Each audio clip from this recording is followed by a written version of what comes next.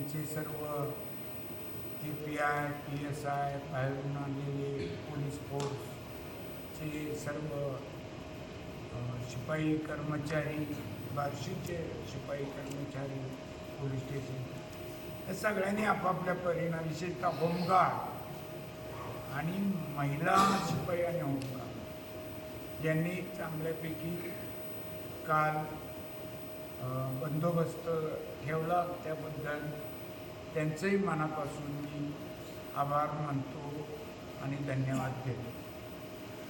पण काल नागरिकांनी पण उत्स्फूर्तपणे मतदान केलं आणि नागरिकांना जाणीव झाली होती की हे नगरपालिकेच्या मतदानाला जाणं हे आपलं कर्तव्य. काही ठिकाणी काही महिला गेल्यानंतर त्यांना कळलं की आधीच आपलं मतदान कुणीतरी केलेलं आहे, त्यांनी तक्रारी केल्या. असं काही बऱ्याच ठिकाणी मग ते मला वाटतं ह्याच्यावर घेतात, प्रदत्त मतदान बऱ्याच ठिकाणी घेतलं गेलं ना. हे जरी इतर मतदान केंद्र एक 3-4 मतदान केंद्र, विशेषतः सिल्वर जुबलीचं मतदान केंद्र, त्याचबरोबर वॉर्ड नंबर 13 मधले 2 बूथ आणि प्रभाग नंबर 6 मधलं काही बूथ इथं गैरप्रकार हे घडले आणि ते आढळून आले. त्यातली एक पोलीस केस पण झालेली आहे आणि ते गैरप्रकार त्या केंद्राध्यक्षाच्या निदर्शनास विश्वास भाऊ आणि नागेश अण्णा, त्याचबरोबर पत्रकार आपले संतोष ढोंगे यांनी पण निदर्शनास आणले. सिल्वर जुबलीच्या केंद्रावर मात्र या विरोधी पक्षांनी अतिरेक केलेला होता. त्याबद्दलची सगळी इत्थंभूत माहिती त्या केंद्रावर शेवटपर्यंत उभे असलेले विश्वास भाऊ, त्याचबरोबर संतोष ढोंगे, अजून आमचे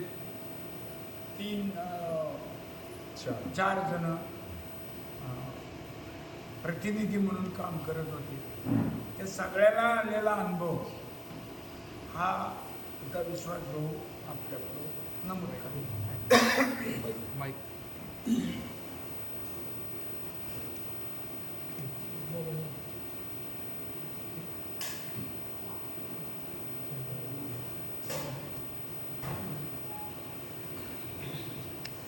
नमस्कार.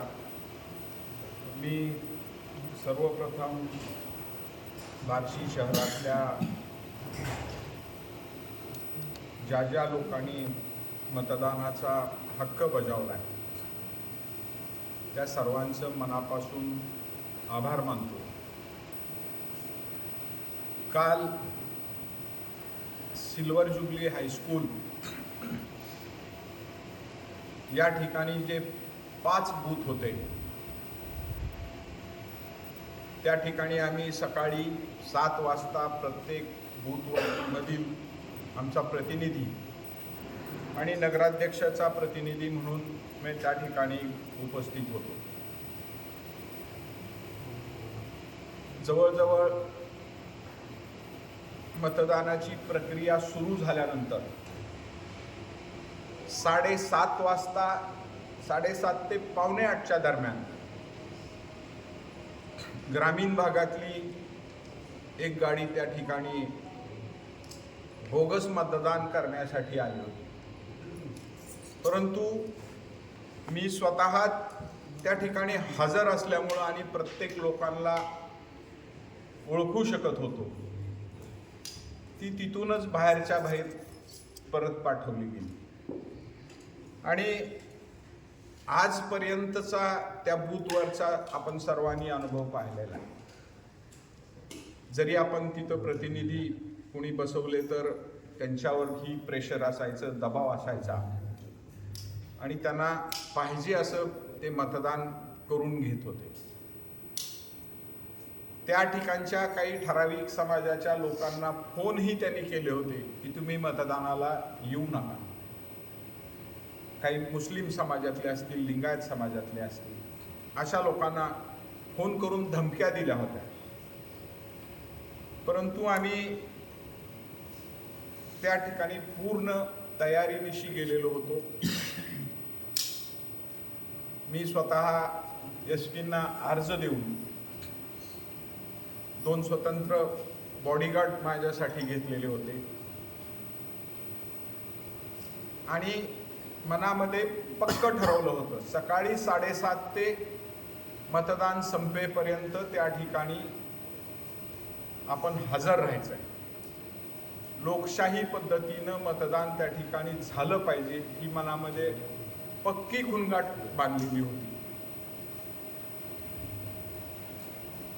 जे कोणी प्रशासनातले लोक होते, पोलीस यंत्रणा होती, त्यांच्यावरही सरकारचा मोठा दबाव त्या ठिकाणी पाहायला मिळाला आणि प्रत्येक बूथवर फिरत असताना बोगस मतदान, आधार कार्ड नवीन छापून घेतलेले ते लक्षात यायचं लगेच. जागोजागी अडवणूक करून त्या ठिकाणची माणसं बोगस करायला आलेली ती परत पाठवली. एक तर असं उदाहरण होतं, वयवर्ष 72 मुलगी आणि मतदान करायला आलेली एक तरुणी त्या ठिकाणी दिसली. आजपर्यंत त्या बूथवर त्यांना जी मनमानी करायला मिळत होती ती जाग्यावर रोखल्यामुळं त्या ठिकाणी त्यांना वाटलं असेल की इथं कोणी येणार नाही आणि आपण नेहमीप्रमाणे मतदान करू. मला या ठिकाणी आवर्जून सांगावंसं वाटतंय, मी प्रेमाने कपडे काढून देणारा माणूस आहे. आडव्यात गेलं तर भ्यायची भानगड अजिबात नाही. तिथं जातानाच ठरवलं होतं, होऊन काय होणार आहे, जीव जाईल, पण शेवटच्या क्षणापर्यंत लढायचं आणि मतदान सर्व व्यवस्थित करून घ्यायचं. जीवावर जर बेतत असेल तर असं सहज सोडायचं नाही, 2-4 घेऊन जायची तयारी माझी होती. त्यामुळं प्रचंड असा चळफळाट त्यांचा व्हायला लागलेला होता. आपल्या इथं येऊन आजपर्यंत जे घडलं नाही ते इथं घडायला लागलंय आणि ही निवडणूक आपल्या आता हातातनं गेलीये म्हणून 4 वाजेपर्यंत मला माहीत होतं हे सकाळच्या वेळेत काही होणार नाही. जर सकाळी 11-12ला जर त्यांनी काही उद्योग करायचा प्रयत्न केला असता तर इतर ठिकाणच्या मतदानावर परिणाम होईल. 4 वाजता पुन्हा आम्ही अलर्ट झालो. माझ्या बॉडीगार्डना सांगितलं आता खरी वेळ आता सुरू झालेली आहे. एक आमचे सहकारी चिकू आपला काय शिंदे, त्याला भरमसाठ पैसे घे आणि तू शांत बस, पण तो 72 म्हणला नाही, म्हणला आम्हाला नेत्यांचे आदेश आहेत, मी इथनं हलणार नाही. हे काही त्यांच्या पचनी पडलं नाही. साधारण 4:30च्या नंतर काहीतरी कुरापत काढायची म्हणून काढली. कुरापती काढायच्या म्हणल्यावर त्यांच्याकडं अनेक कारणं असतात. कुठं जातीवर बोलला, अमुक बोलला असं प्रशासनाला सांगितलं आणि त्याला धक्काबुक्की करण्याचा प्रयत्न केला. त्याचे कपडे फाडले.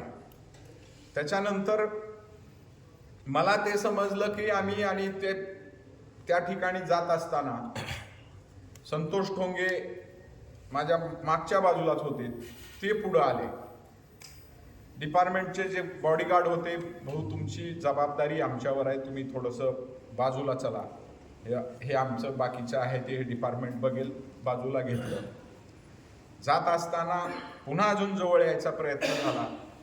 बॉडीगार्डनं जो कोणी हात केलेला होता त्याचा हात अडवला, माझा फक्त चष्मा पडला खाली आणि मला एका मतदान केंद्रात आतमध्ये बसवलं आणि ते समोर थांबले. तोपर्यंत ठोंगेंना तिथं थोडी झटापट केली आणि त्यानंतर त्यांना असं वाटत होतं की आता हे सगळे निघून जातील.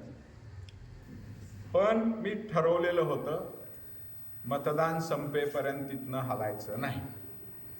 पुन्हा पोलीस फोर्स आला, मी पुन्हा प्रत्येक केंद्रामध्ये आत गेलो आणि बाहेर येऊन नंतर थांबलो. ही जी दहशत आणि गुंडगिरी आहे, या गुंडगिरीला या निवडणुकीच्या निमित्तानं निश्चितपणानं आळा बसणार यात कुठल्याही प्रकारची शंका नाही. आणि त्यांना पुढच्या भीती की पुन्हा पुन्हा जर कोण इथं आपल्या केंद्रावर यायला लागलं तर आपलं काही खरं नसणार आहे, म्हणून त्यांनी हा उद्योग निश्चितपणानं ते करणारच होते. मला माहीत पण होतं सामोरं जायचंय, ही पक्की खुणगाठ बांधलेली होती. आणि शेवटच्या काही 10-15 मिनिटामध्ये तरीही त्यात सगळे अधिकारी डिपार्टमेंट त्या ठिकाणी होतं. काही थोडाफार बोगस मतदान नाही म्हणलं तरी झालंय, जी फॅक्ट आहे ती फॅक्ट आहे, किरकोळ स्वरूपात झालं. परंतु आजपर्यंत जे एकतर्फी 1000 आणि 1500चा लीड मिळत होता तो निश्चितपणानं आम्ही रोखण्याचा प्रयत्न केलेला आहे.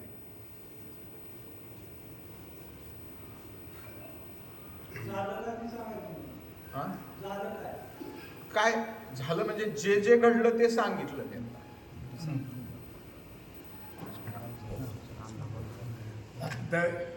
गोंधळ घालू त्यांना असं वाटलं की हे निघून जातील, परत बेहून निघून जातील आणि बाहेरची यंत्रणा विस्कळीत होईल.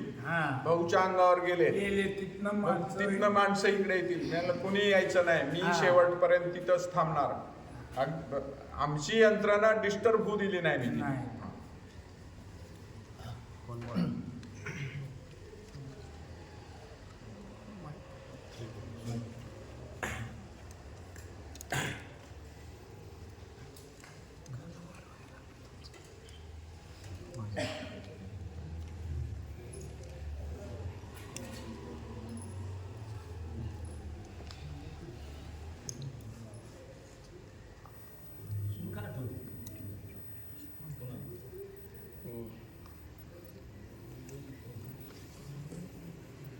नमस्कार. माझ्या सर्व पत्रकार सहकाऱ्यांना, काल बार्शी नगरपालिकेच्या मतदान वेळी सिल्वर ज्युबली प्रशाला येथे मी उमेदवाराचा प्रतिनिधी म्हणून उभा होते. आत्ताच विश्वासभाऊ यांनी सांगितल्याप्रमाणे सकाळी आम्ही 7 वाजल्यापासून तिथं हजर होतो. त्यांनी सुरुवातीला प्रथमतः सिल्वर ज्युबलीचं मी आभार मानेल, त्यांनी वर्गात सुद्धा CCTV कॅमेरे ठेवल्यात आणि प्रत्येक ठिकाणी CCTV कॅमेरे ठेवलेले आहेत. त्यामुळे ह्या ज्या घटना झालेल्या आहेत ते पाहिलेले आहेत सगळे. तिथल्या काही नागरिकांनी शूटिंगही करून ठेवलेले आहेत. म्हणले आम्ही आजपर्यंत गेली 25 वर्ष पहिल्यांदा आम्हाला मतदानाचा हक्क बजावायला मिळतो, हे मला सांगितले. जे माझ्या ओळखीचे होते, काही ओळखीचे नव्हते, ते म्हणले हे झालंच कसं, तुम्ही किती वाजेपर्यंत थांबणार आहे? मी म्हणलं आम्ही शेवटपर्यंत थांबणार. सकाळी सुरुवातीला 8:15 वाजता एकदम मतदान केंद्राच्या आतमध्ये जे सिल्वर ज्युबली स्टेजच्या बाजूचं मतदान आहे तिथे एकदम क्राऊड 50 आतमध्ये, एकदम 50 क्राऊड आतमध्ये घेता येते. त्यांनी चेकच करायचं नाही, नुसतं नाव घेतलं की टिक मार केलं की जा, टिक मार केलं. मी म्हटलं इथं आमचे पोलिंग एजंट बसलेले आहेत, म्हटलं त्यांना त्यांचा चेहरा बघू दे. तिथं ऑब्जेक्शन दिलं. तिथं मग बाजार समितीचे माजी चेअरमन रणवीर राऊत आले. त्यांचं माझं काय संभाषण झालं हे तर कॅमेऱ्यात आहेच, पण मीही सांगतो. काय संबंध आहे तुझा हे काय? मी म्हणलं मी मतदार प्रतिनिधी आहे, तुला बघून घे. मी म्हटलं बघून घ्यायच्या आधी म्हटलं तू एकदा तुझ्या वडिलाला विचार बाबा म्हटलं मी कोण आहे. त्याच्यानंतर तिथं नागू राऊत आले. त्यांनी मला समजून सांगितलं. माजी नगरसेवक पिनो काकडे आले. त्यांनी त्या विचाराने सहकार्य केलं, त्यांना बाजूला नेलं. ही झाली पहिली घटना. त्यानंतर अशा घटना 2 ते 3 वेळेस घडल्या. मात्र दुपारी शेवट 2:15 वाजता ते माझ्या सिल्वर ज्युबलीच्या स्टेजच्या डाव्या साईडच्या बूथवर आले, जिथं मी बसलेलो होतो. तिथंही सर्व अधिकाऱ्यासोबत माझी आरेतोरे येऊन झाली. त्याला म्हणलं तू जर इथं बूथमध्ये आला तर एक म्हणलं चुकून आमच्याकडनं बोगस होते तीही होऊ देत नाही म्हटलं. म्हणजे एखाद्या मतदान केंद्रावर एखाद्या महिलेचं वय 70 लागतं चुकून. आपल्याला कळतं ते नाही, ते ओळखतो, आपण जाऊ देतो. ऑब्जेक्शन घेतलं काही होतं, पण कशाला? निवडणूक शांततेत पार पाडायची. बार्शीचा सुसंस्कृतपणा आपल्याला दाखवून द्यायचा.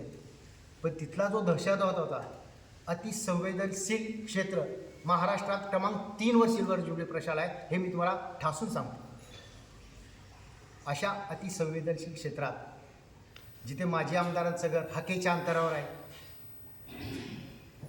माजी नगरसेवक नाना राऊत यांचं घर हाकेच्या अंतरावर आहे, बाजार समितीचे चेअरमन रणवीर राऊत यांचं घर हाकेच्या अंतरावर आहे. म्हणजे वाघाच्या जबड्यात आम्ही गेलो.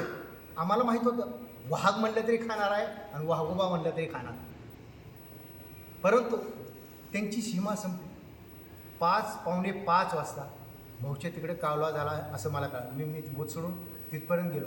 भाऊला धक्काबुक्की व्हायचा प्रयत्न झाला होता, पण ते बॉडीगार्डनं तिथपर्यंत त्यांना कव्हर केलं. मग ती भाऊच्या मागं मग मी ढकलत गेलो आणि तिथं भाऊला आतमध्ये कोंडल्यानंतर मी दरवाजा लावून घेतला. तोपर्यंत पुन्हा हे महाशय सगळे तिथं आले. एक 50 एकचा क्राऊड असेल मला मारतात. तो CCTVमध्ये कैद आहे सर. 50 एकचा क्राऊड मारत होता आणि मला वाचवलं कोणी तर मी अभिमानाने सांगेल मला कव्हर केलं तर. होय, तो विरोधक पिनो काकडे माजी नगरसेवक त्यांनी मला कव्हर केलं तर. माजी नगरसेवक मोरेबाईचा मुलगा, विरोधक असू द्या, स्पोर्ट्समॅनशिप न वागा, त्यांनी कव्हर केलं. मात्र वरनं माजी चेअरमन बाजार समिती चिथावणी देतं बघा बघा बघा. तेवढ्यात मी काय बघणार, ती आवाज आला नसेल ते शिशू भरपूर आहे. कपडे फाटेपर्यंत मारले. एक 15 ते 20 फटके बसले. त्यात 5 फटके अगदी सॉलिड बसले. ज्यांनी मारलं त्याला धन्यवाद आहे, अगदी सॉलिड बसले. हे चालतं असू दे, केला रोड आणि हे बघा माझ्या कपड्याची अवस्था. कालच मी दाखल करू शकलो असतो, तर सन्मान नेत्याला सांगावं म्हटलं, पक्षप्रमुखाला सांगावं.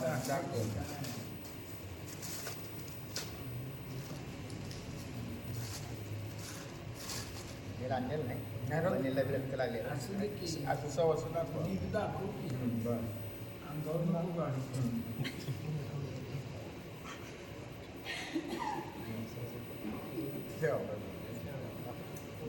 बार्शी करायला दिसतो. पाठीमागं पण आहे. हा पण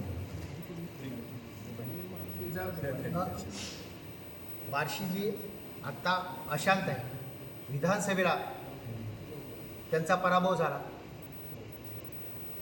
राजकीय पराभव झाला. आता उरली होती फक्त दहशत. ती दहशत ह्या नगरपालिकेत त्यांना दाखवायची होती. 4:45 पर्यंत फक्त 60% मतदान होतं पत्रकार मित्रांनो, माहितीच नाही. जिथं सिल्वर ज्युबली प्रशालेत दुपारी 2च्या आत 80% मतदान होतं, 1:30-2च्या आत संपूर्ण मतदान होऊन जातं. मग पॅनिक ते झालीच, साहजिकच आहे. आपल्याला ज्यांची वृत्ती, ज्यांचा चष्मा आहे तसंच ते दिसणार आहे त्यांना. त्यामुळे तो कालचा प्रकार घडला. पण आम्ही इथून पुढे अजूनही इलेक्शन आहे, योगायोगानं भगवंत जागा आहे. भगवंत काय लोकाला टोप्या घालून आम्ही सोन्याचा मुकुट घालणाऱ्यापैकी मी नाही. त्यामुळे हा प्रकार आहे. बार्शी जी अशांत आहे, दहशत माजूरी आहे. माझ्या बायका, सुना आणि मुलं आणि लेकरं जर सुरक्षित राहायचे असेल तर हा दहशतवाद इथे संपला पाहिजे. पुन्हा काही सर्व बार्शीकर सुज्ञान आहेत. धन्यवाद.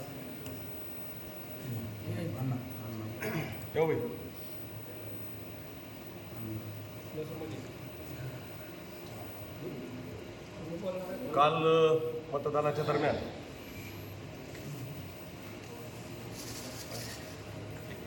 बाई बाई बाजूला ठेवा. ती मागे घ्या. बाई बाई इकडे अलीकडे उचल.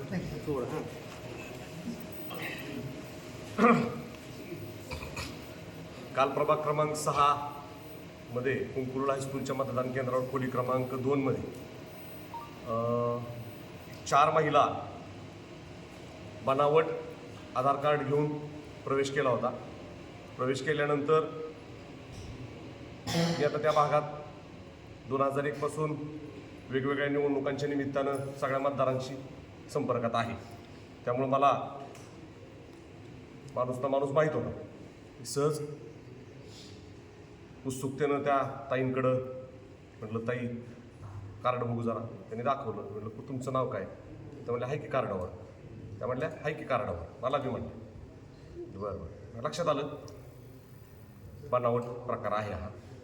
त्या म्हणल्या, कुठे आहे मतदान केंद्र आमचं? ते मला ओळखत पण नव्हत्या. मी म्हणलं, ही खोली क्रमांक 2 मध्ये तुमचं मतदान केंद्र. त्या रांगेत उभारल्या. मी आतमध्ये जाऊन बूथ एजंटच्या टेबलवर बसलो. काही वेळानंतर त्या जिथं पहिल्यांदा आयडेंटिटी घेतलं जातं त्या टेबलला पोचल्या आणि त्या माणसानं त्यांना कार्ड हातात घेऊन नाव विचारलं. तिथे बी तेच आहे की त्यात कार्डात. त्यांना नाव सांगता आलं नाही. मग मी नियमाप्रमाणे केंद्राध्यक्षांच्या निदर्शनास आणलं. माझं ऑब्जेक्शन आहे 4ही महिला आणि 4ही कार्डात हातात घेतली. दरम्यान त्या कार्डावरची नावं अशी होती, विजया प्रवीण बडदापुरे, त्याच्यानंतर सुधा प्रभाकर सराफ, त्याच्यानंतर अश्विनी विजयकुमार राडेकर आणि शांता राजकुमार बडदापुरे. आता बडदापुरे सर म्हणून माजी उपनगराध्यक्ष बाळासाहेब आडकेंच्या घराच्या पाठीमागे राहतात. राडेकर आडकेंच्या घराच्या शेजारी राहतात. अशी ही फॅमिली सगळी. त्यातली पर्सन मला माहीत आहे. या 4ही महिला बनावट आधार कार्डावर फक्त ह्यांचे फोटो, नाव दुसऱ्याच व्यक्तीचं आणि फोटो ह्यांचे, अशा प्रकारे मतदानासाठी तिथं आलेले होते. दरम्यान मी निवडणूक निर्णय अधिकारी भोसले साहेबांना मोबाईलद्वारे खूप संपर्क केला. म्हणलं, साहेब असा प्रकार घडला, असं झालं आहे. मला म्हणले, ठीक आहे, तिथे केंद्राध्यक्ष आहेत का? म्हणलं, आहेत, द्या त्याला. केंद्राध्यक्षांकडे फोन दिला. केंद्राध्यक्षांचं त्यांचं संभाषण झालं. केंद्राध्यक्षांनी त्यांना सांगितलं की 4ही महिला माझ्या समोर आहेत, मी त्यांची ID घेतले जातात आणि त्यांना थांबवले. त्या दरम्यान कुठून माहिती मिळाली माहीत नाही. EPI झालटे साहेब तिथं उपस्थित झाले आणि म्हणजे काय प्रकार आहे, नेमकं काय झालं ते आले, त्यांना दाखवलं. त्या दरम्यानच्या काळात त्या केंद्राध्यक्षांनी ती ID घेतली. त्या बायकांना पोलीस वगैरे हे सगळ्या गोष्टी लक्षात आल्यानंतर त्या बायका तिथून पळून गेल्या. मी लिखित स्वरूपात केंद्राध्यक्षांकडे तक्रार दिली की बाबा असं प्रकार घडलेला आहे आणि हे जे फोटो त्या IDचे काढले ते केंद्राध्यक्षांच्या स्वतःच्या मोबाईलमध्ये काढलेले आहे. त्यानंतर राज्य गुप्त वार्ता विभागाचं पथक तिथं आलं. ते 2 PSI त्यांनी चौकशी केली. माझ्याकडून माहिती घेतली, केंद्राध्यक्षाकडून घेतली.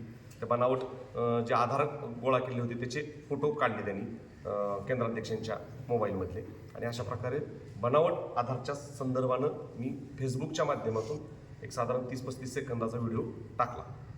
तरी देखील दुपारच्या वेळी काही व्यक्तींची नावं घेता येत नाहीत. त्यांच्या नावचं, आता मला माहिती आहे त्या बिचाऱ्या ॲडमिट आहेत पुण्यात, त्यांच्या नावचं बनावट आधार घेऊन एक कार्यकर्ता घुसला होता. गंमत म्हणजे त्या महिलेकडं त्या मतदान केंद्रातले 2 केंद्रावरची ओळखपत्र होती. एका केंद्रात मतदान करायचं, शाही पुसायची, परत दुसऱ्या केंद्रात जायचं. या सगळ्या संदर्भानं बोगस बोगस आधारच्या संदर्भात मी वारंवार फेसबुकच्या माध्यमातून जनजागृती केली, सभेतून सांगितलं, पत्रकार परिषदेतून सांगितलं. एक गुन्हा बार्शी पोलीस ठाण्यात दाखल झालेला आहे. आता आमची मागणी अशी आहे की महाविकास आघाडी म्हणून आदरणीय सुपलसाहेब विश्वासभाऊ आम्ही सर्वांच्या वतीनं की ह्या बोगस बनावट आधार कार्डचा पर्दाफाश झाला पाहिजे. कारण याचा आधार घेऊन त्या ठिकाणी मतदान बनावट तयार केले जातात, बनावट मतदार आणले जातात. ह्या महिलांचा शोध लागला. ह्या महिला कुठल्या आहेत, काय आहेत, कोणाच्या घरातल्या आहेत त्याची माहिती आहे. या संदर्भानं बनावट आधार कार्ड बनवत असताना व्हॉट्सॲप कॉलिंग करून कोण कोणाशी काय बोलले याचे रेकॉर्डिंग उपलब्ध होत आहेत, काही व्हिडिओज आमच्याकडे उपलब्ध होत आहेत. वेगवेगळ्या माध्यमातून हा प्रकार ताणून धरला जाईल. या प्रकारात अंतिम निकाल लागेपर्यंत आणि शेवट बनावट आधार कार्ड बनवणारा मुख्य सूत्रधार जाळ्यात अडकेपर्यंत आम्ही थांबणार नाही. कारण आज तुम्ही एकीकडे लोकशाही म्हणून मतं मागताय, दुसरीकडं तुम्ही अशी बेबंदशाही करताय, दडपशाहीच्या माध्यमातून बनावट कागदपत्राच्या आधारे बनावट मतदार उभे करायचे आणि मतदाना प्रक्रियेला सामोरं जायचं. तुमच्यात हिंमत असेल तर तुम्ही बघा ना, मतदाराला हात जोडून बघा तुम्हाला मतं देता आहेत का नाही ते. तुम्ही बनावट आधार कार्डच्या आधारे जर मतं मिळवणार असाल तर कशा पद्धतीने निवडणुकीला सामोरं जायचं. हा प्रकार बार्शीत प्रचलित होता, याचा उहापोह होत नव्हता. परंतु गेल्या विधानसभा निवडणुकीपासून आम्ही सगळेजण अलर्ट आहोत. त्याचाच परिपाक म्हणून विश्वास भाऊ संतोषजी सर्वजण सिल्वर जुबलीला थांबले. बाकीच्या केंद्रावर आम्ही अलर्ट होतो. आणि आता परिणाम असा झाला की बोगस मतदाराचा प्रकार उघडकीस आल्यामुळं प्रत्येक आयडी आल्यानंतर चेक केलं जाऊ लागलं. त्याच्यानंतर काही आमचे एजंट जे होते ते स्कॅनिंग करत होते. स्कॅनिंगमध्ये त्या ठिकाणी त्यांचा तो होलोग्राफ वगैरे काय असतो त्याच्यातले होत नव्हते. त्याचे देखील मेसेजेस आमच्याकडे पडले, दिस नॉट व्हॅलिड म्हणून. म्हणजे अशा पद्धतीने ही बोगसगिरी करण्याचा प्रयत्न केला. तरी देखील त्यांनी काही बोगस मतदार करण्याचा प्रयत्न केलाय. मात्र ज्यांनी कुणी केलंय ते सीसीटीव्हीत आहेत, व्हिडिओत आहेत, ते निश्चितपणे दानाला जाणार आहेत. आणि ह्याच्या मागचा मूळ सूत्रधार जो कोणी आहे, बनावट आधार ज्याच्या त्या ठिकाणी लॅपटॉप PC वरनं कॉम्प्युटरवरनं तयार झालेत, त्याच्यातून ते हस्तगत केले जातील, त्याचे सगळे एव्हिडन्स आमच्याकडे गोळा होत आहेत. आणि आम्ही याच्यात टोकाची भूमिका घेऊन अंतिम निकाल लागेपर्यंत आणि सूत्रधार अटक होईपर्यंत, सूत्रधाराला ताब्यात घेईपर्यंत आम्ही गप्प बसणार नाही. तसाच दुसरा प्रकार भगवान महावीर शाळा नंबर 2च्या बुधबाहेर मदिना मस्जिदच्या उत्तरे बाजूस माझे नगरसेवक वाहिदभाई, माझे बंधू गणेश अक्कलकोटे, आमच्या नेत्या उज्ज्वलाताई सोपल हे सगळेजण बूथवर बसलेले असताना बाहेर बूथच्या बाहेर जो मंडप असतो, हा मंडपामध्ये बसलेले असताना तिथून जो काही प्रकार घडला त्याबद्दल आमचे सन्मित्र वाहिदभाई शेख तुम्हाला सांगा. काल सुमारे 11:50 वेळेस आमच्या नेत्या उज्ज्वलाताई, त्यांच्याबरोबर बहिणी, 3-4 बहिणी आणि आमचे उमेदवार त्या ठिकाणी आलेले होते. मग मी पण तिथे थांबलेलो होतो. 4, 5, 6 म्हणजे जवळजवळ 3000 मतदारसंघ त्या ठिकाणी मतदान होतं. त्या बूथवर मी होतो. तर तिथनं काही लोक चालले होते, त्यांना मी बोलत होतो. आमचं चालू होतं त्या ठिकाणी. तर जमाव घेऊन तिथनं नानाराव चालला. तर त्यांनी मला येऊन थेट शब्दामध्ये शिवीगाळ केली, तुझं लय झालं म्हणला. तर मी शिवाय देऊन, माझं ती संस्कृतीच नाही, तर मी ती देऊन सदा केली असते. कशाला दिली शिवाय आम्हाला देता येत नाही असं काय नसतंय. पण आम्ही आमचे मार्गदर्शक आजकाल म्हणजे पन्नालालजी सुरानांची मी त्या दुःखातच आहे. त्यांच्या विचारात वाढलेला मी कार्यकर्ता आहे. कन्याकुमारी ते दिल्लीपर्यंत मी पायी गेलो राष्ट्रीय एकात्मतेसाठी. बंधुभाव जपणारा कार्यकर्ता, एक समाजातला कार्यकर्ता. 6 महिने पायी जाऊन मी APJ अब्दुल कलाम साहेबांना भेट घेतली. अनेक ठिकाणी दंगली घडल्या, तिथून गेलो नाही मी, असं भेट नाही मी कोणाला. पण मला डायरेक्ट माय बहिणीवर शिवीगाळ केली. तुला 6 वाजल्यानंतर संपून टाकीन, मारून टाकीन. अनेकांनी ते दृश्य बघितलं. आणि हे सगळं झाल्यानंतर मी आपल्या रितसर पोलीस स्टेशनला अर्ज दिलेला आहे. ह्या लोकांपासून मला, माझ्या कुटुंबियाला पुढच्या काळामध्ये धोका आहे असं मला या ठिकाणी वाटतं. कारण ह्यांची प्रवृत्ती ही किती जरी म्हणले, ह्या सभेतनं वारंवार म्हणले की आम्ही आता तसलं काय करत नाही, आमच्याकडे दहशत नाही, आम्ही कधी भांडण करत नाही, असं एकीकडे बोलायचं. आणि माझ्यासारख्या एका कार्यकर्त्याला जर तुम्ही बोलत असाल, गेली 25-30 वर्ष मी ह्या बार्शी तालुक्यामध्ये काम करतो. सर्वांना सगळे पत्रकार माझे जवळचे मित्र आहेत, तुम्ही मला बघतायत. मी अत्यंत पुढं तिडकीनं काम करणार माणूस आहे. आणि एकदा पार्टी धरली म्हणजे पार्टीच. मात्र ह्यांच्या पायाखालची वाळू सरकली. 6 नंबर, 8 नंबर, 9 नंबर, 10 नंबर इथं माझं वास्तव्य राहिलेलं आहे. आणि त्या भागामध्ये मी सातत्यानं प्रचारामध्ये मोहीम हातात घेतली होती. त्यामध्ये मी सांगत होतो की मटकेवाले बघा तुम्ही आलो सुद्धा, मटकेवाल्याचा तिथं वावर आहे. 6 नंबरमध्ये सुद्धा हा प्रकार होता. मटकेवाले, जुगारवाले आणि गुटकेवाले ह्या लोकांनी क्षण काहीतरी केलेलं आहे माझ्याबद्दल असं मला वाटतंय. तर मला ह्या निमित्तानं सुद्धा मी स्तब्ध राहिलो. माझ्या बाजूला प्रमोद गोनेकर होते, त्यांनी म्हणजे भाई काय जाऊ म्हटलं चलत असते. पण लोकशाहीमध्ये असं नसते. लोकशाहीमध्ये तुम्ही जावा ना लोकांसमोर. आम्ही पण गेलो, तुम्ही पण जावा. चांगल्या पद्धतीनं तुम्ही तुमची मांडणी करू शकता. मात्र ह्यांनी अशा पद्धतीचा दहशत करण्याचा, म्हणजे त्या भागामधला मतदार जो आहे अण्णा, तुम्ही त्या साईडनं लढत होता, मी या साईडनं, त्या भागातला मतदार काहीतरी करून गोंधळ घालून भांडण व्हावं, पोलिसाच्या गाड्या फिराव्या.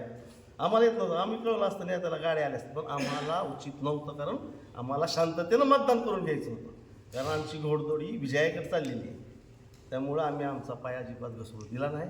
अनेकांनी हे दृश्य पाहिलं आणि संबंध माझ्या समाजाला सुद्धा ह्या गोष्टीची खंत वाटली. एक शहरातली प्रमुख मशीद, त्या मशिदीच्या कोपऱ्याला अशी घटना घडावी, लोक बोलत नाहीत, याचा अर्थ तुम्ही ती वाईट वागलात नाही, तसं होऊ शकत नाही. आणि मी मला अतिशय म्हणजे आमचं कुटुंबसुद्धा हादरलं की म्हणजे कशासाठी एवढं सगळं, अशी प्रवृत्ती जर वावत असं तुम्ही कशाला नाही गंधत पडता. मात्र मी काय कधी हटणार नाही.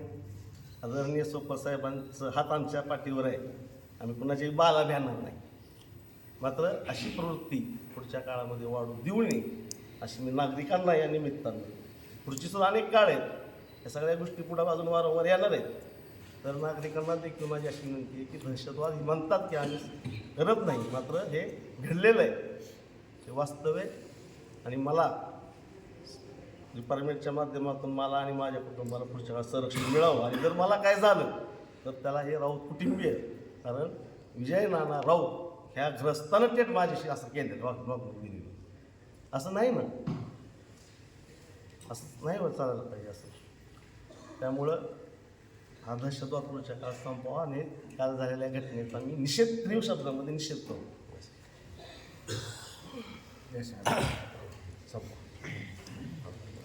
मी